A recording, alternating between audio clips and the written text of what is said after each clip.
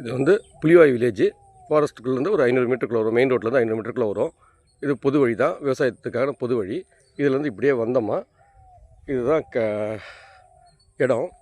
கிணறோட plus 3 acre 70 cent